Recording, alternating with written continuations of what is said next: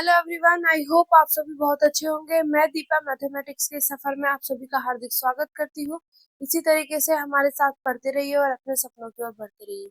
अगर आज हम बात करें कि आज का हमारा टारगेट क्या होने वाला है, तो आज का जो टारगेट होगा वो होगा एक्सरसाइज 2.2 का क्वेश्चन नंबर 17। इससे पहले मैं इसका पूरा का पूरा बेस करा चुकी हूँ कि हमारे पास सॉल्वेबल फॉर वाई को किस तरीके उसका क्या बेस है, किस तरीके से उसके क्वेश्चंस को हैंडल किया जाता है। इसके एग्जांपल हो गए, एक्सरसाइज के क्वेश्चंस हो गए, वो सभी के सभी डन हो चुके हैं। अगर आज हम बात करें कि अगर मैं इस क्वेश्चंस को सॉल्व करूँ, तो आपको पता है सॉल्वेबल फॉर वाई से पहले मैंने सॉल्वेबल फॉर पी भी कराया था। तो मेरा आपसे यही क्वेश्चन है, क्या ये वाला क्वेश्चन सॉल्वेबल फॉर पी से सॉल्व हो सकता है या नहीं? अगर होगा तब भी कमेंट में बताइए, नहीं होगा तब भी कमेंट में बताइए विद रीजन। ठीक है, अगर हम बात करें, ये हम करेंगे सॉल्वेबल फॉर वाई से, ठीक है, पर वही चेक करके करना है, विदाउट चेकिंग नहीं करना है। क्योंकि एग्जाम में आपके पास ये क्वेश्चंस दिए जाएंगे, तो वहां पे ऐसा नहीं है कि आपके पास मेथड मेंशन कर दिया जाएगा। आपके पास सिर्फ सिंपल इस तरीके से आएगा, सॉल्व द डिफरेंशियल इक्वेशन। ठीक है, तो वहां पे आपको खुद चेक करना पड़ेगा कि मेरे को सॉल्वेबल फॉर पी से करना है, वाई से करना है, एक्स से करना है, और इसके अलावा और भी रिमेनिंग मेथड है उनसे करना है। ठीक है, तो ये आपका खुद का वो होगा बेटा। तो यहाँ पे आप देखो, अगर हम बात करें सॉल्वेबल फॉर वाई के लिए, तो हमारे पास यहाँ पे तीन वेरिएबल होते हैं, एक्स, वाई और पी। तो अगर मैं y की बात कर रही हूँ, तो क्या मैं y को x और p की टर्म में एक्सप्रेस कर पा रही हूँ? अगर मेरे पास हम इस फॉर्म में लिख पा रहे हैं, तो हम सॉल्वेबल फॉर y से सॉल्व कर देंगे। क्या मैं y को x और p की टर्म में लिख पा रही हूँ? अभी देखो, यहाँ पर ऐसा कुछ नहीं है, यहाँ पे y बैठा और कहीं तो है नहीं है। ठीक है, तो अभी देखते हैं, डायरेक्टली हमें y इक्वल टू नहीं मिल रहा है। हम देखेंगे, अगर इस फॉर्म में आ जाता है तो हम सॉल्वेबल फॉर वाई से इसको सॉल्व करेंगे। ठीक है बेटा, तो पहला स्टेप यही है। तो स्टेप नंबर फर्स्ट में आप लिखोगे here the given differential equation is लिखो यहाँ पे x square plus k p square x equal to y. अब मुझे क्या चाहिए? y इक्वल टू चाहिए। तो y तो मेरे पास सिर्फ यहाँ पे है, तो मैं y इक्वल टू रखूंगी। ठीक है, अब जो ये p मल्टीप्लाई में, ये कहाँ जाएगा? इधर डिवाइड में। तो यहाँ पे x square plus k p square x upon, यहाँ पे आ जाएगा p, यहाँ पे आ जाएगा बेटा p। तो इसके अपॉन में अलग, उसके अपॉन में अलग। तो y equal to x square by p, और यहाँ पे देखो p स्क्वेयर है, यहाँ पर p है, तो यहाँ पे मेरे पास क्या बच जाएगा? 1p, वो भी ऊपर की साइड। ठीक है, न्यूमरेटर में। तो यहाँ पे p x।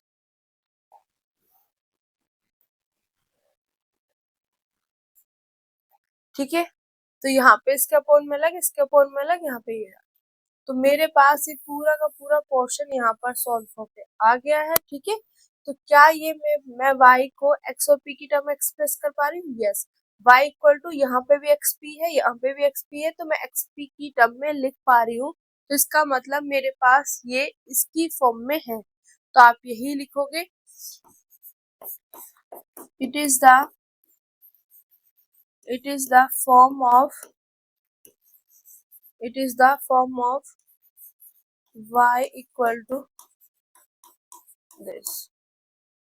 ये मेरे पास इस फॉर्म में है, और जब इस फॉर्म में है तो इसका मतलब सॉल्वेबल फॉर y से सॉल्व होगा। इतना समझ आ गया? सबसे पहले यही चेक करना है कि क्या मैं y को x और p की टर्म में लिख पा रही हूँ। अगर लिख पा रही हूँ तो हम सॉल्वेबल फॉर y क्या है यहाँ पर अप्लाई करेंगे। अब चलता है, जैसे ही स्टेप नंबर फर्स्ट फिनिश हुआ, तो स्टेप नंबर सेकंड क्या कहता है बेटा? आपको यहाँ पे फाइंड करना होगा, to find dy upon dx। आपको ये फाइंड करना dy अपॉन dx। ठीक है, या आप बोल दो differentiation with respect to x, बात एक ही है। ठीक है, किसी भी तरीके से आप ये चीज लिख सकते हो। तो हमारे पास जो ये y है, इसका जो ये वाला जो रिजल्ट यहाँ पे आया है y इक्वल टू करके, इसका हमें डिफरेंशिएशन करना है विद रिस्पेक्ट टू एक्स। अब मैं पहले आगे लिख लेती हूँ, y इक्वल टू क्या है मेरे पास, y इक्वल टू है एक्स स्क्वायर अपॉन पी और plus k p x, plus k p x.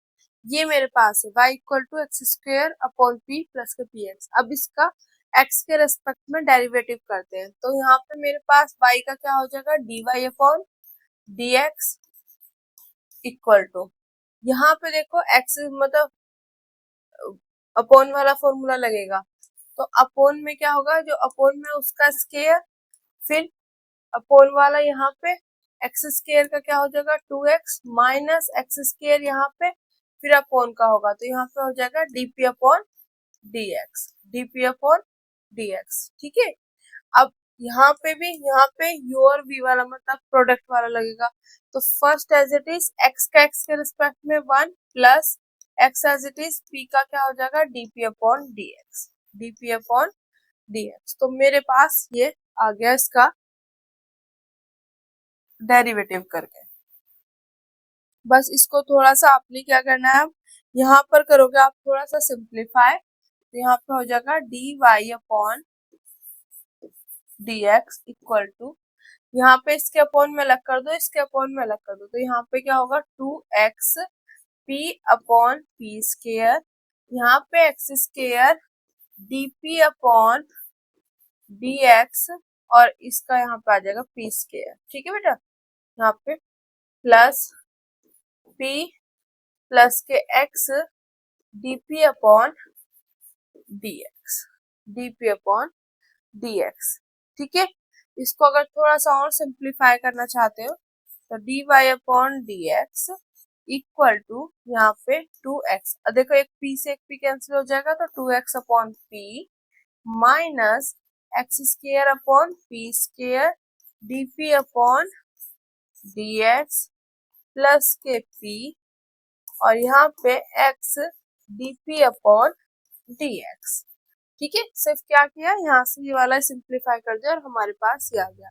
अब जैसे ही स्टेप नंबर 2 हुआ, तो आप क्या करोगे, स्टेप नंबर 2 जो है उसमें dy अपॉन, स्टेप नंबर 3 में dy अपॉन dx की जगह आप p पुट करोगे, तो स्टेप थर्ड जो बेटा आपका होगा वो क्या होगा, स्टेप थर्ड आप पुट करोगे dy अपॉन dx की जगह p, क्या पुट करोगे, dy अपॉन dx की जगह p पुट करोगे।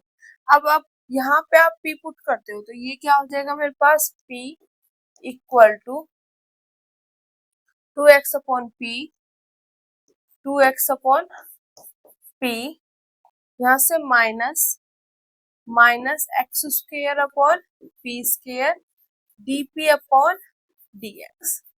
ठीक है, जो चीजें एज इट इज है वो एज इट इज, बस इसकी जगह आपको क्या करना है, p पुट करना है, और यहाँ पे प्लस के p, ठीक है, plus k x dp upon dx, ये आ गया। अब देखो यहाँ भी p है, यहाँ भी p है, इससे ये कैंसिल हो जाएगा, नहीं हो जाएगा, ठीक है, क्योंकि प्लस में उधर जाके माइनस में, तो p में से p का 0 बन जाएगा, इस तरीके से भी कर सकते हो। तो यहाँ पे मेरे पास क्या बचा बेटा, अगर मैं देखूं यहाँ पे, तो मेरे पास 2x अपॉन p माइनस के x square upon p square plus k x dp upon dx और इक्वल टू 0। ये मेरे पास यहाँ पर, सॉरी यहाँ पर dp अपॉन dx आएगा, ये थोड़ा कोई नहीं, पूरा दोबारा लिख लेते, 2x upon p minus x square upon p square, यहाँ पर dp अपॉन dx रह गया था, ठीक है, plus k x dp upon dx equal to 0। ये मेरे पास बेटा यहाँ पर आ चुका है। ठीक है बेटा, क्लियर हो गया यहाँ तक। अब क्या करना है, इन दोनों में से ये वाला कॉमन ले लेना, ठीक है, ये वाला पोर्शन कॉमन ले लो, और ये जो इधर प्लस में बैठा उधर की साइड जाके माइनस में, तो यहाँ पे अगर आप देखोगे तो dp अपॉन dx आपने ले लिया कॉमन, यहाँ क्या बचा, माइनस के x square upon p square और प्लस के एक्स, अब ये प्लस में था, इधर जाके बेटा माइनस में 2x upon P, minus k 2x upon P. अब यहाँ पे taking LCM dp upon dx, यहाँ पे मेरे पास आ जाएगा पी स्केयर, तो यहाँ पे माइनस का एक्स स्केयर और यहाँ पे क्या हो जाएगा एक्स पी स्केयर, ये आ गया मेरे पास एक्स पी स्केयर, ठीक है। और यहाँ पे इक्वल टू में minus k 2x upon P. अब देखो ये डिनोमिनेटर में है तो इधर जाके न्यूमरेटर में चला जाएगा बेटा डिवाइड में, ठीक है। तो यहाँ पे मेरे पास आ गया dp upon dx equal to minus, sorry equal to यहाँ पे कर दे, यहाँ रखो, ये क्या है मेरे पास एक्स स्केयर माइनस के एक्स स्केयर प्लस के एक्स पी स्केयर, ठीक है यही है ना। हाँ अब ये पी स्केयर इधर चला जाएगा इक्वल टू में minus k 2x p square upon p square upon p. तो यहाँ से मेरे पास आ जाएगा dp upon dx equal to, अब देखो इसमें p से p कैंसिल हो जाएगा, ऊपर क्या बचेगा 2xp और नेगेटिव साइन है, ये इधर मल्टीप्लाई में इधर जाके बेटा डिवाइड में, तो माइनस के एक्स स्क्वायर प्लस के एक्स पी स्क्वायर, ठीक है बेटा क्लियर हो गया। तो D P upon d x, अब नेगेटिव साइन यहाँ से कॉमन ले लोगे तो ऊपर का नेगेटिव साइन कैंसिल हो जाएगा, ठीक है। तो यहाँ पे बचेगा 2xp और ये मेरे पास पॉजिटिव में और माइनस के दिस नेगेटिव, ठीक है। माइनस कॉमन लोगे तो ये प्लस में और ये माइनस में। अब यहाँ से भी x कॉमन लोगे तो मेरे पास क्या बचेगा dp upon dx equal to x common लिया, यहाँ पे तो रहने की वजह से 2xp, यहाँ से कॉमन लिया तो यहाँ क्या बचा x minus k p square, ये बचा, ठीक है। इस x से ये x कैंसिल, तो यहाँ पर मेरे पास जो आया है बेटा इधर कर, यहाँ पे आया है मेरे पास dp upon dx equal to 2p upon x minus k p square, ये मेरे पास यहाँ पर सॉल्व होके आ चुका है इस तरीके से, ठीक है क्लियर हो गया बेटा। अब यहाँ पे मैंने क्या किया बेटा, स्टेप नंबर 30 चल रहा था कि मैंने dy अपॉन dx की जगह p पुट किया, उसको थोड़ा सा सिंप्लीफाई करके जहां तक हो सकता है वहां तक इसको अरेंज कर दिया। अब स्टेप नंबर 4 में क्या होता है, इसको मैं दे देती हूँ क्वेश्चन नंबर 3 का नाम, सेकंड मैंने दिया किसी का नाम नहीं, सेकंड दिया ही नहीं है तो इसको सेकंड दे देती हूँ। अब यहाँ पे आता है स्टेप नंबर 4, स्टेप नंबर 4, तो यहाँ पे आप लिखोगे to find the solution, to find the solution of given, of given लिखने की जरूरत नहीं, of equation second, of equation second, equation second का आपको क्या है यहाँ पर सॉल्यूशन क्या है बेटा फाइंड करना। स्टेप नंबर 4 ये to find the solution of equation second. तो यहाँ पे मेरे पास देखो बेटा डी पी अपॉन क्या है मेरे पास d x equal to 2p upon x minus k p square, x minus k p square. अब देखो सिंपल है, जब भी हम सॉल्यूशन निकालते हैं जो स्टेप नंबर 3 में हमारा सिंप्लीफाई करके आता है, तो वहां पे जब भी सॉल्यूशन निकालते हैं तो आप कोशिश, सबसे पहला टारगेट यही होता है क्या हम यहाँ पे वेरिएबल को सेपरेट कर पा रहे हैं।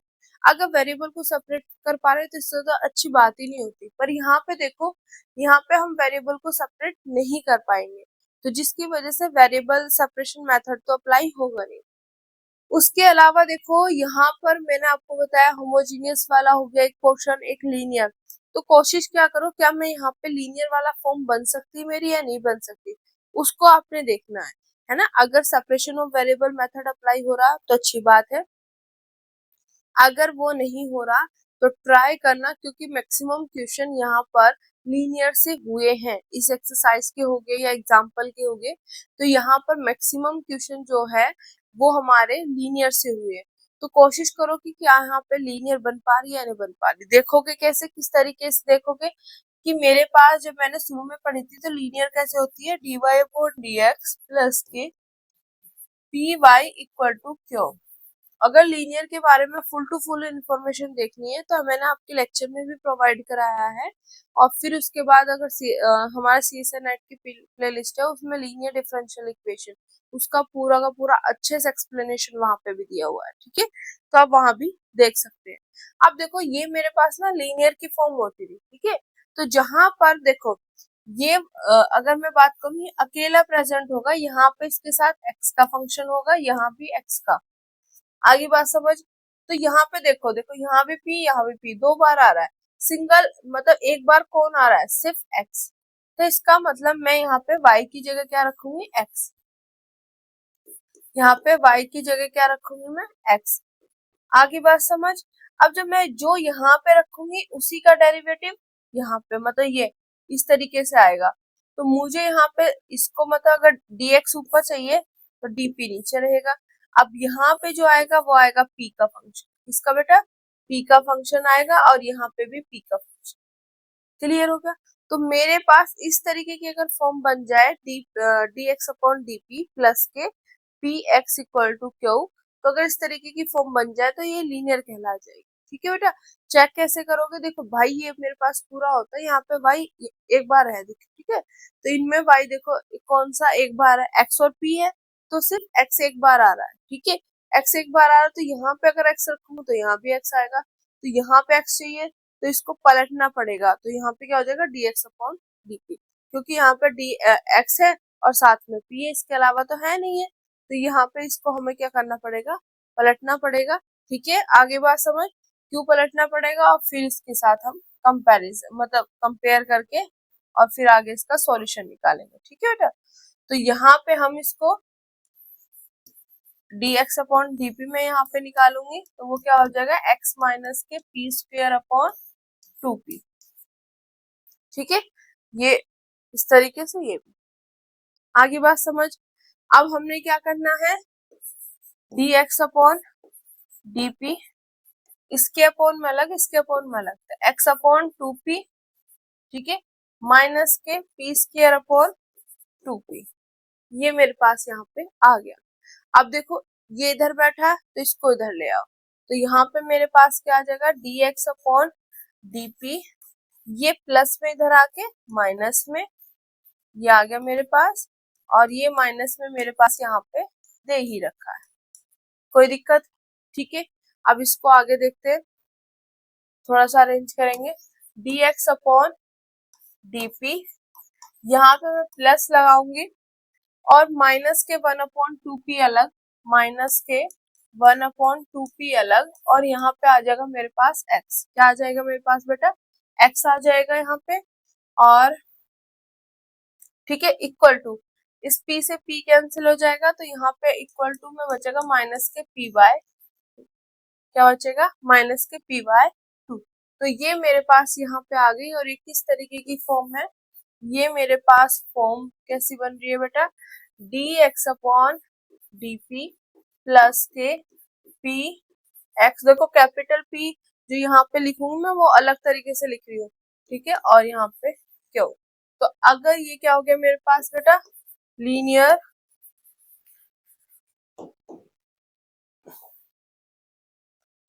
डिफरेंशियल इक्वेशन, तो यहाँ से कैपिटल P की वैल्यू देखो सेम है ना, यहाँ पे x तो यहाँ पे ये, अब ये आपने देखो यहाँ पे ना कोशिश की कि क्या मेरे पास यहाँ पे x एक बार है, तो मतलब वहां पे x, तो वहां पे क्या चाहिए, dx अपॉन dt, मतलब dx ऊपर चाहिए, तो हमने पलट के इसको रीअरेंज करने की कोशिश की, तो हमारा पास फाइनली मुझे वो फॉर्म दिखाई देगी, ठीक है। तो ये ट्राई करना है आपको, अगर आपका वेरिएबल सेपरेबल का यूज हो जाता है तो वो सबसे बेस्ट होता है, क्योंकि उसी को हमें करना होता है, ठीक है। अगर वो नहीं होता है, वो नहीं आती है, तो आप लीनियर का ट्राई करना कि लीनियर यहाँ पे बन पा रहा है नहीं, और उसके बाद फिर कोई अनदर ट्राई करना, ठीक है बेटा। तो यहाँ पे मेरे पास कैपिटल P क्या आ गया, x, ये वाला माइनस के 1/2p, capital Q minus k p bye 2, यहाँ से ये मेरे पास वैल्यू निकल के आ गई। अब देखो जब भी मेरे पास लीनियर डिफरेंशियल इक्वेशन आती है तो यहाँ से इंटीग्रेटिंग फैक्टर का डायरेक्ट फॉर्मूला होता है, तो मैं यहाँ पे इंटीग्रेटिंग फैक्टर जो है वो डायरेक्ट निकालूंगी, ठीक है बेटा। और यहाँ से पहले हम निकालेंगे इंटीग्रेटिंग फैक्टर और फिर निकालेंगे इसका सॉल्यूशन। अब हम यहाँ पे इंटीग्रेटिंग फैक्टर निकालेंगे। अब देखो इंटीग्रेटिंग फैक्टर क्या होता है, ई की पावर इंटीग्रेशन पी और जिसके रेस्पेक्ट में यहाँ पे डी। ठीक है, अब आप कैपिटल पी की यहाँ पे वैल्यू रखोगे।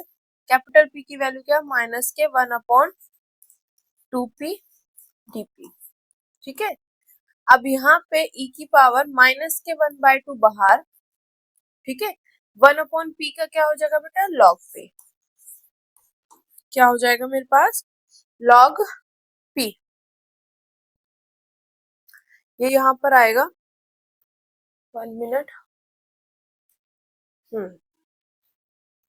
ओके, उसके बाद अब देखो ये log में आगे है तो यहाँ पे पीछे की साइड जाएगा जब बेटा ये, तो ये क्या हो जाएगा, p की पावर में चला जाएगा, p की पावर में।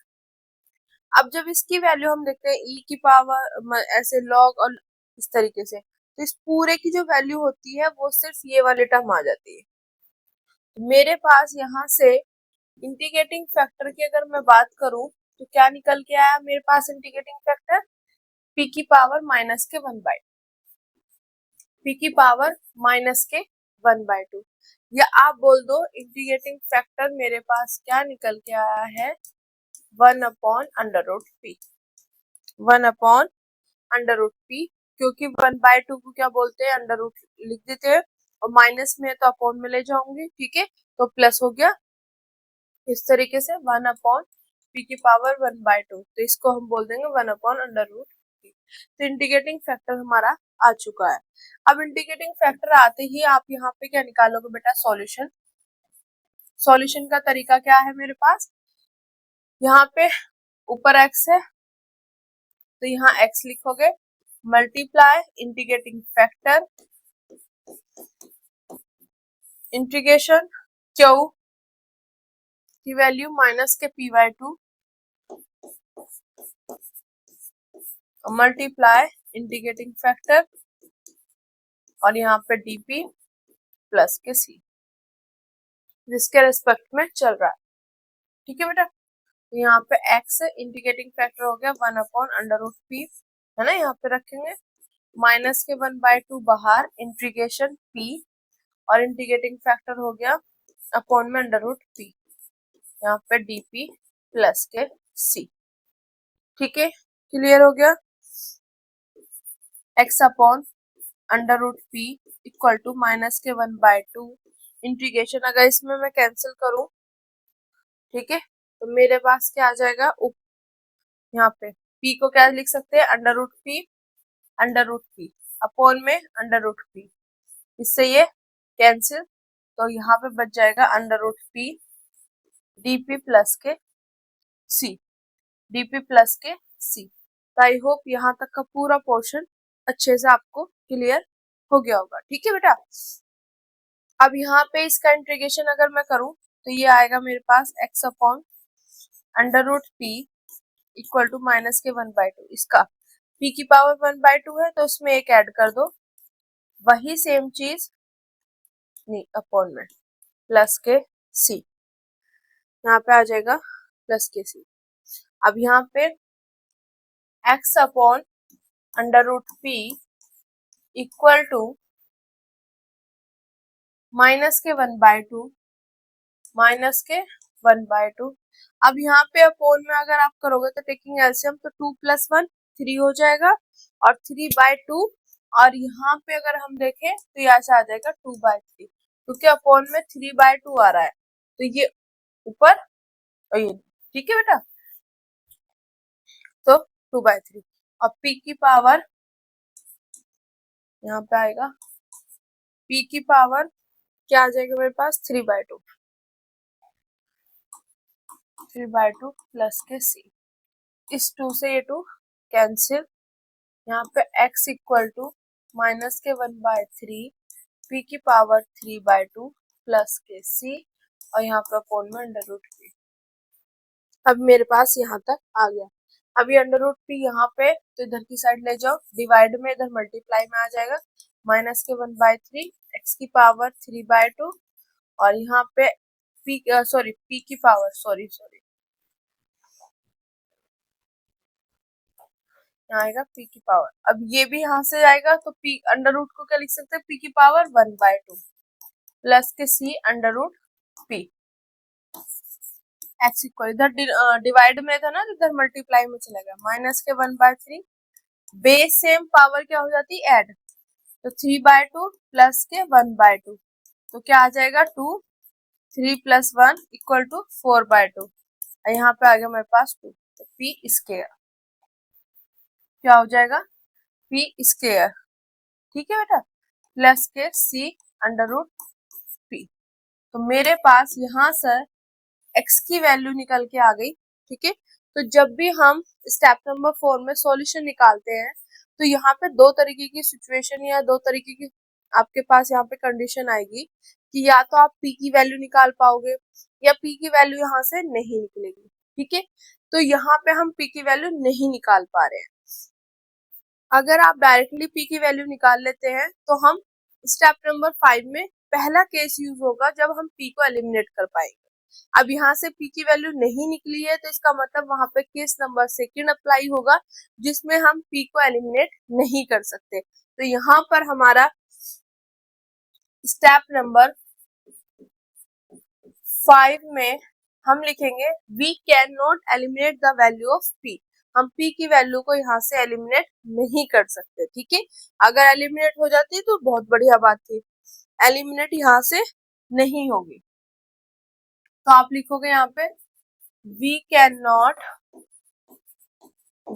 Not eliminate the value of p, p की वैल्यू को आप एलिमिनेट नहीं कर सकते। जब p की वैल्यू को एलिमिनेट नहीं कर सकते तो हमारा टारगेट क्या होता है कि x को भी आप p और c की टर्म में लिखो और y को भी आप p और c की टर्म में लिखो, ठीक है। तो यहाँ पे जो मेरे पास है x किसकी टर्म में, p और c की टर्म में, तो यहाँ पे आप लिखोगे देन x इक्वल टू क्या मेरे पास माइनस के 1/3 और p square plus c under root p. तो ये तो एक x तो आ गया। अब आप यहाँ पे लिखोगे y की वैल्यू। अब y में अगर x प्रेजेंट है तो x की वैल्यू पुट करके लिखोगे, अगर x नहीं है तो आप सिंपली लिख दोगे, ठीक है। तो मेरे पास y है क्या बेटा, आपको मिल जाएगा सबसे शुरू में y है मेरे पास यहाँ पर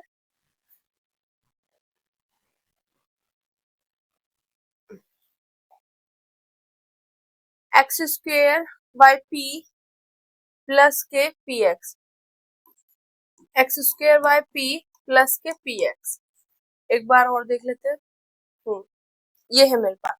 अब देखो यहाँ पे आपके उसमें क्या दिया हुआ है, जैसे आपकी बुक है उसमें सॉल्यूशन कैसे दे दिया, आपका ये वाला सॉल्यूशन दे दिया और फिर लिख दिया गिवन रिलेशन, जो आपको ये वाला दिया बस यहीं पे छोड़ दिया। बट हमारा तरीका क्या है कि जब हम p को एलिमिनेट नहीं कर सकते तो x को भी pc की टर्म में लिखो, y को भी pc की टर्म में लिखो। तो आपके भले से एक्सरसाइज जो हमारा एग्जाम मतलब आंसर है उसमें नहीं दे रखा, बट आप यहाँ पे लिख दोगे। आपने क्या करना है, जहां जहां x है x की वैल्यू पुट कर देनी है। तो यहाँ से 1/p जो भी x की वैल्यू है वो रखो, माइनस के 1/3 p स्क्वायर प्लस के c अंडर रूट p और ये क्या है इसका होल स्क्वायर प्लस p यहाँ पे माइनस के 1/3 p स्क्वायर प्लस के c अंडर रूट p। बस कुछ नहीं करना, इसको सिंप्लीफाई करने की नीड नहीं है, आपने सिर्फ वैल्यू रख के छोड़ देना, ठीक है। कि आपने क्या करना है कि यहाँ पे देखो 1/p बाहर ले लिया एक्स स्क्वायर, तो x की जो वैल्यू वो यहाँ रख के इसका स्क्वायर कर दिया, वहां भी x की वैल्यू रख दी। तो ये हमारे पास ये आपके पास फाइनल सॉल्यूशन आ, ठीक है। तो आई होप आज का पूरा लेक्चर सेशन जो है आपको अच्छे से समझ आया होगा। सॉल्वेबल फॉर y को सॉल्व करने के लिए 5 स्टेप होते हैं। सबसे पहले आपको यही चेक करना होता है कि क्या मैं y को xp की टर्म में लिख पाऊँ, दूसरा आपके पास होगा कि अगर हम लिख पा रहे हैं तो सॉल्वेबल फॉर वाई से हम सॉल्व करेंगे, तो वहां पे आप निकालोगे dy अपॉन dx। तीसरा आपके पास होगा कि dy अपॉन dx की वैल्यू आपको p पुट करनी है। p पुट करने के बाद थोड़ा सा सिंप्लीफाई कर लोगे और फिर स्टेप नंबर 4 में आप निकालोगे सॉल्यूशन। स्टेप नंबर 4 में सॉल्यूशन निकालते समय जो लास्ट में हमारे पास आंसर आएगा, उसमें या तो आपके पास p की वैल्यू इक्वल टू करके आएगी या p की वैल्यू आप नहीं निकाल पाओगे। अगर p की वैल्यू निकाल ली तो स्टेप नंबर 5 में आप p को एलिमिनेट कर दोगे और वहां से सॉल्यूशन निकाल लोगे। अगर p की वैल्यू नहीं निकाल पाए आप, तो आप x को भी pc के टर्म में लिखोगे, y को भी pc के टर्म में लिखोगे। इफ स्टेप नंबर 5 में केस नंबर सेकंड, वहां से आप p को एलिमिनेट नहीं कर सकते। ठीक है, तो इस तरीके से 5 के 5 स्टेप है। आपकी बुक में ये लिख के सिंपल यहाँ पर लिख दिया गिवन रिलेशन, बट सिंपल सा फंडा है, जब हम इतना कर ही रहे हैं तो यहाँ पर x की वैल्यू पुट करके लिख दो, बस बात खत्म। आगे बात समझ। तो मिलते हैं अपने नेक्स्ट लेक्चर में। जय हिंद, जय भारत।